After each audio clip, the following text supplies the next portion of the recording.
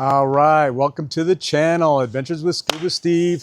Thank you guys for joining. If you're new to the channel, like and subscribe. So today, I'm going to get right into it. The subject is how not to die doing something you love. And the reason why this kind of came up is, how you have that algorithm on your Facebook page or your, social media channels. And one of the things that keeps coming to my channel recently is all these thrill seekers and rock climbing and base jumping and parachuting, paragliding, and of course scuba diving. And these stories invariably come up, and it's how somebody died, and they died doing this. And one of the things that's always comes up is this person, it's in the comments, or actually the story will say this person died doing what they loved. And I don't know, it makes me a little crazy, that kind of sentiment. For me personally, I don't want to die doing what I love. I mean, I don't want to die doing what I don't love. I don't want to get hurt. I mean, so I guess it makes the living feel a little bit better. But, for me, I would imagine these people that, died prematurely, if they knew they were going to die doing this activity, that day, they probably would have chosen not to do it. I don't know. But there is inherent risk in a lot of these things that we do. And so today I want to talk about this and how not to die doing what you love. And I mean, I have a little bit of credibility. I would say that, I'm 61 years old and I have engaged in some risky behavior over my lifetime, and I'm here to talk about it. And so I want to talk about, the things that you can do to enjoy an adventurous life and, live to talk about it and, and have these adventures, but be safe at the same time. And so one of the things that the company I work for, my day job, we have what's called risk associated behavior, or they call it RAB. That's the acronym RAB.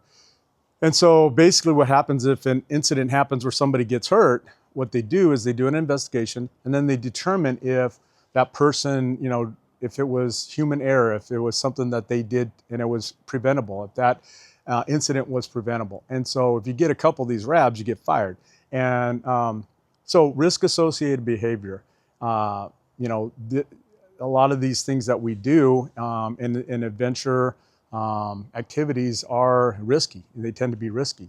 And so have I engaged in risk associated behavior? Yes, I have on many occasions. And, but there's a certain level of risk that, you can mitigate that risk and you can, still be safe and live to tell about it, right? And so I want to talk about that today. So obviously, I'm a scuba instructor. I've been an instructor for 20 years, and I've done almost 1,000 dives, all different types of dives. I've dove all over the world, lots of different advanced types of diving. I've been diving since 1992, 33 years of diving. And, I would say that, I have a varied experience, in this field. And so I think I could talk about this kind of thing and talk about what we can do to mitigate the risk and still have fun. And so when I'm teaching, obviously, I always tell my students, my number one, the number one thing that, we're concerned about is safety. All right. That's the first rule. And the second is I want to have fun, but it's always safety first, right? Of course. And so there's a lot of things that we do, especially if we're, kind of have that propensity to, enjoy some of these activities, and I've, over my lifetime, I've been involved in all kinds of, fun stuff that you would look at as being, maybe a little risky, right? So, in my younger days, I rode motorcycles.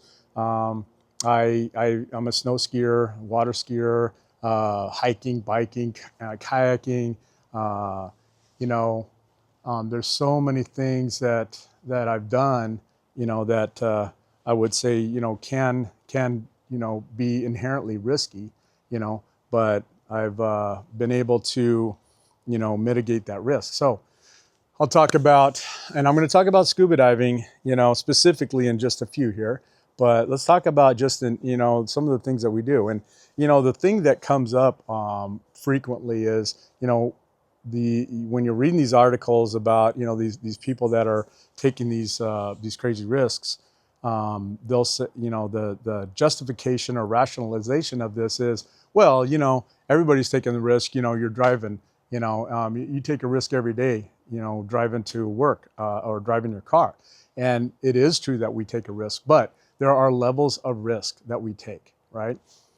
Believe it or not, scuba diving, statistically speaking, scuba diving is safer than driving a car, statistically speaking. However, as in driving a car and in scuba diving, there are different levels of risk that we choose. We make the decision to choose, to take. And so this is where, the risk gets exponentially greater, the riskier the behavior, even in those, activities. If you're, if you drive, like I've driven probably a couple million miles in my lifetime. I mean, in my younger days, I was a limo driver, and I drove trucks and commuted many, many years, and I've had like one, little fender bender after all those years. Now, why is that the case?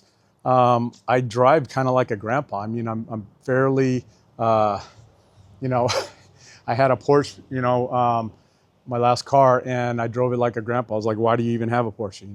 What's the point of it?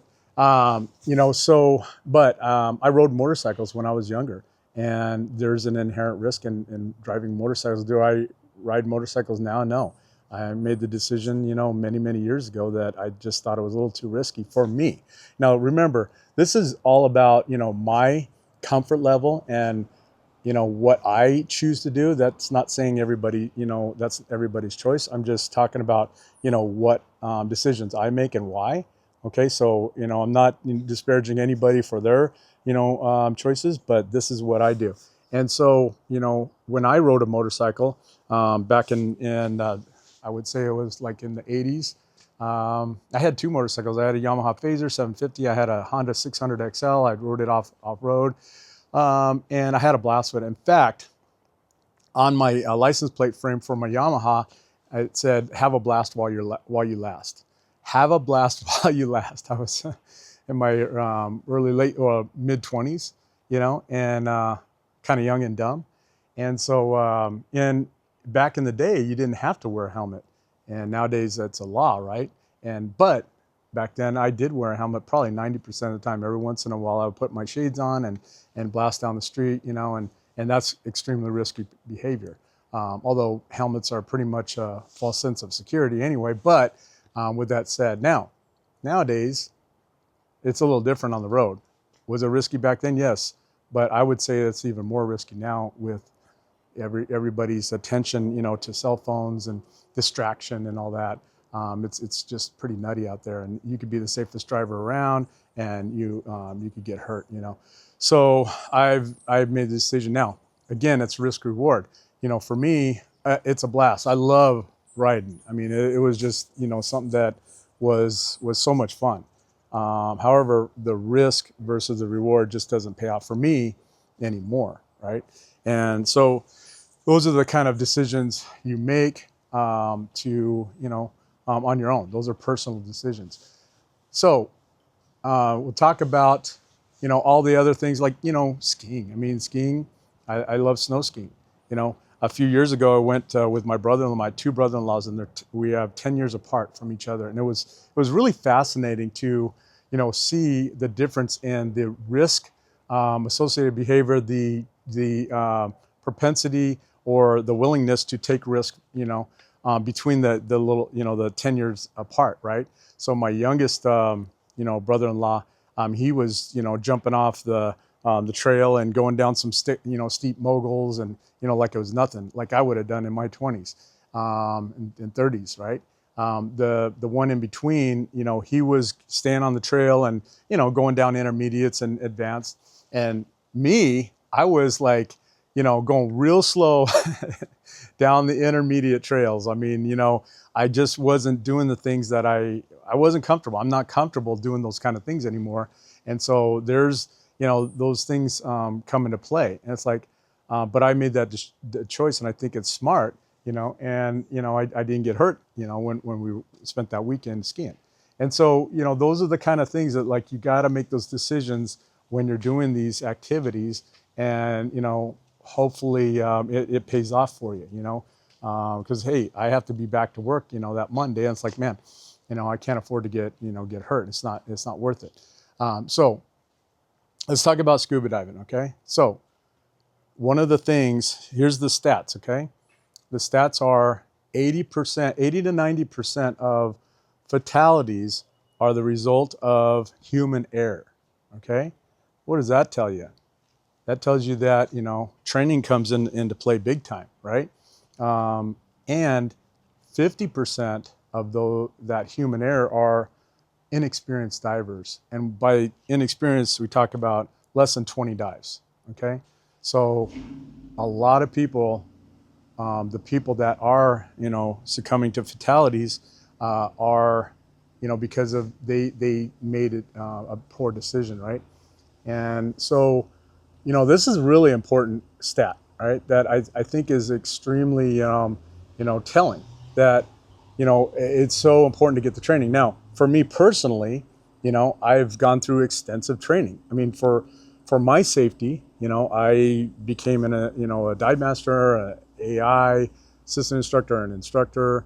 I've gone through so much training to get there, and then and I'm still learning every day. I learn, you know, I learn from my students, and so, you know, it is so darn important that we, you know, get that extra training, continuing education to improve our skills. And, you know, here's the thing.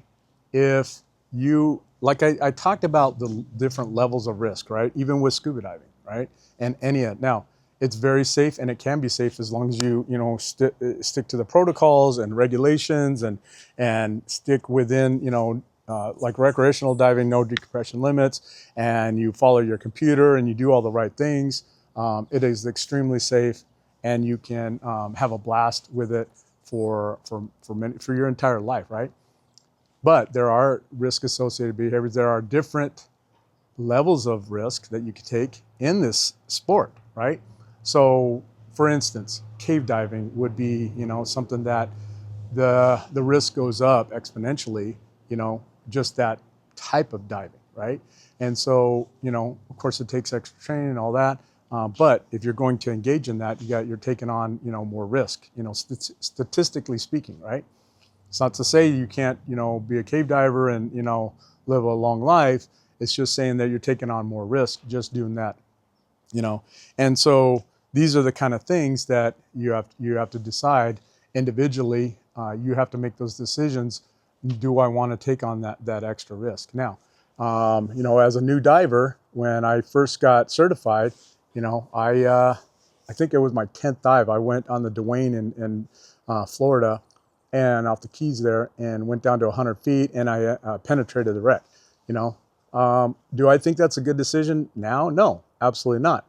Okay, so here's a thought, you know, that you can mitigate the risk, right? And especially as an instructor, I have this perspective.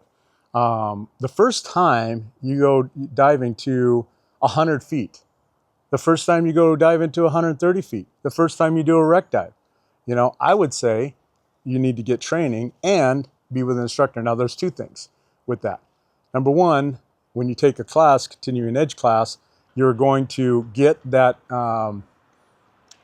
skills. You're going to learn those skills and learn the dangers and learn, you know, what you can do in case you have a problem, right? You're going to learn that before you even hit the water. And then when you're in the water, you're with a trained professional in case you have a problem.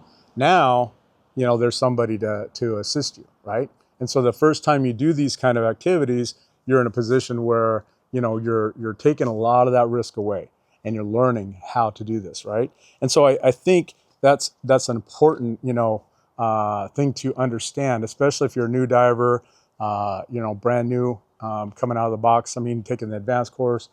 So continuing ed is so, important. And I think that, obviously, as an instructor, I'm going to teach that, but it is a life lesson to, take these, this advice and, use it to your benefit so you can enjoy, this sport and this activity, and have a lifelong, love of it, and, travel around the world and see this underwater world. It's amazing.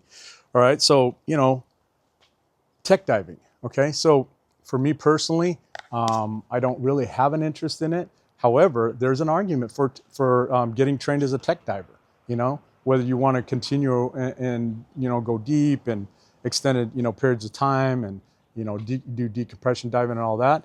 The argument is it's more training and it will make you a better diver, even if you're just a recreational diver. And I think that's extremely important, right? Do I want to sit, for 15 minutes on a decompression stop? No, I don't want to. I don't have that desire. For me, again, risk reward analysis for me is going to be different than other people. Some people are into it, some people want to do that. But for me, it's not, for me. But, would I recommend getting, tech training? I would. For me personally, I've become an instructor and I have extensive training, across the board. And so, it's helped me throughout my career, as a scuba diver to be safe, right? And so, I think, and if you want to get trained, Signature Scuba, we have some of the best tech, instructors probably in the industry, I would say, so I think that is, hugely important, that, we understand that, look at the stats. The stats show that, the people that, succumb to fatalities, right? 80% of them, were inexperienced, right? And so if you take that stat and learn from it, you'll understand that, okay, maybe before I go and do these things, maybe I need to do it with an instructor and learn about it, and it's going to help me, to enjoy this sport. So I think, if you take this advice, and everything you do, if you're into that adventurous lifestyle, and for me, I travel, right? And we travel all over the world, and we do all different types of diving: drift diving, night diving, cave. We go into overhead environments. Now, here's the thing. For me, this is what I do, all right? I'm always with that dive master. Number one, I listen to that brief. I'm right there. I'm right there listening to that brief. And then on the dive, okay, most of the time I'm pretty close to that dive master. I've never dove that area. I know nothing about it. I don't know about the currents. I don't know about the conditions. I don't know about where I'm going, navigation, okay? I stick to that dive master, and I'm pretty close almost always. And fortunately, that's one safety factor when you're traveling, that most of the time you're diving with a dive master, right? And so I think that's huge. The other thing is I'll stay, and I tell people that dive, with me, I'll tell them, especially if they're my student, stay at the level, the profile of that dive master, because these people are diving 3, 4, 5 times a day, and guess what? They're not going to risk that, no decompression limit and DCS, right? So they're not going to risk it. So if you stay at their level, if you're diving far below them, deeper than them, you're probably, it's a little bit more risk. So this is something that I do even as an instructor. Here's the thing: you can't get cocky. You just can't. You got to be humble in this business, and just being a recreational diver or wanting to enjoy the sport, you cannot be cocky. You got to be humble. You got to understand, that you're not bigger than this. You're not smarter. You're not. You need to understand that nature is more powerful than you. And so if you have that attitude, you're going to be safer. Even if I always tell in fact, I had a class, and we were down at the beach, and we were doing a beach dive, our final dive, this last weekend, and I told my students, I said, look, If you go down on the beach and you're standing on the beach and you're looking at the surf, and you and your buddy are looking at like, and you're shaking your head like, I don't know about this, man. I don't know. It's not looking too cool. If you're asking yourself that question, you know what? Don't go. All right. Know your limits. Okay. Super, super important. Even as an instructor, I know my limits. I know what I'm capable of. I know what I don't want to get in over my head. I don't want to do something that, do I push myself a little bit? Yes, but I mitigate that risk. Okay. So it's so important to, understand that about yourself, know your limits, what are you comfortable with, what your comfort level is, and proceed. Okay. So I hope this was helpful to you, and I hope you have a wonderful time, in this sport. It's a pure joy for me. It's a lifestyle, and I've just had a blast with it so many years, and I intend to, keep diving until, one day I'm going to make that decision. I'm going to say, hey, you know what? This risk is too great for me, and I'm not willing to take that risk anymore. And so I'll check out a diving, and go do something. I'll go golf. I mean, there's very little risk of death, in golfing. Okay, so I'll go find things that I enjoy that I can continue to do. All right. So hopefully you enjoyed it, and if you did, like my channel and share it. Okay. Thanks a lot.